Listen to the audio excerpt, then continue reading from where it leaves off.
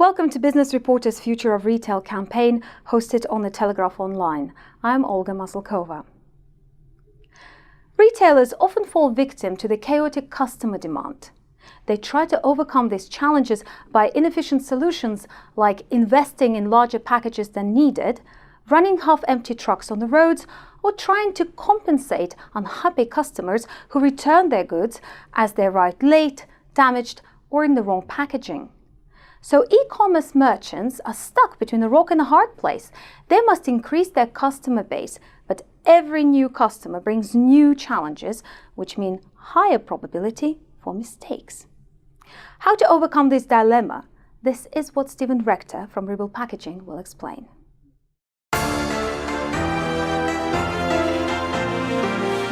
Hello, thank you very much for joining us. Hello. Could you please explain first, what are the logistical differences between traditional retailers and e-commerce retailers? It all relates to what the retailers call the final mile. In e-commerce, the retailer accepts responsibility for getting the product to the customer's home. With traditional retailing, the customer has accepted that responsibility. The problem for the e-commerce retailer relates to the almost infinite variety of customer orders. It's this that makes the final mile seriously complex. And how do they manage this final mile then? They use wasteful and inefficient legacy systems. For example, one major retailer buys 8 standard size boxes in which they attempt to pack up to 20,000 different product items. The inevitable outcome is the box is almost always too big for the product. And so what are the consequences of using the legacy systems? The retailers are incurring billions of pounds of entirely avoidable cost. This is perfectly illustrated with a recent newspaper article featuring a customer who ordered a 24-piece dinner set online. This single order completely filled the delivery van. The packaging waste completely filled the customer's lounge. To add insult to injury, 5 of the pieces were broken and had to be returned. It's huge waste and expense for the retailer. It's a disappointed customer, and it's also a disaster for the environment. What other challenges do e-commerce retailers face?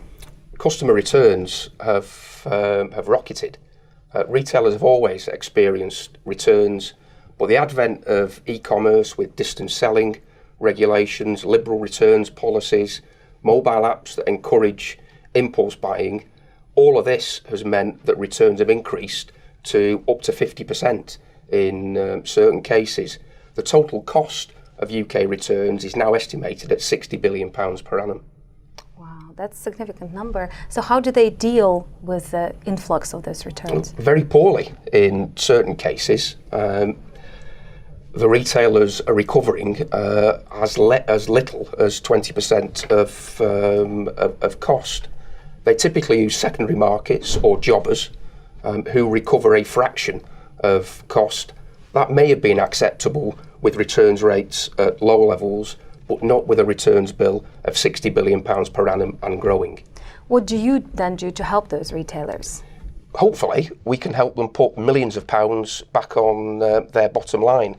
Rebel provide fully automated packaging solutions that produce a box that is perfectly sized to fit the product. This minimises waste cardboard, it minimises void fill, which will come in the form of paper, plastic, bubble wrap, polystyrene, etc. But how does this help with returns? These systems can also be used to repack pristine return products, which will save the retailer ultimately billions of pounds over the course of the term. So how much cost savings can these systems achieve? It's absolutely huge, and in terms of the UK market, it's measured in billions. A 50% reduction in transport costs alone would probably save approximately £750 million. These systems will also reduce box costs by up to 25%, reduce void fill costs by in excess of 75%, and they could reduce markdowns on customer returns by up to 50%. So these are significant numbers and savings, obviously. Why is it that retailers are still not using that? they're still fixed on their old legacy systems, so that perfectly sized boxes, the manufacturing of perfectly sized boxes is very, very new technology. The trade has been making boxes for hundreds of years. The retailers are yet to gain an understanding about quite how much perfectly sized boxes could drive the benefits within their own logistical chains. Well, hopefully now they'll know. Thank you so much, Thank you. Stephen Rector.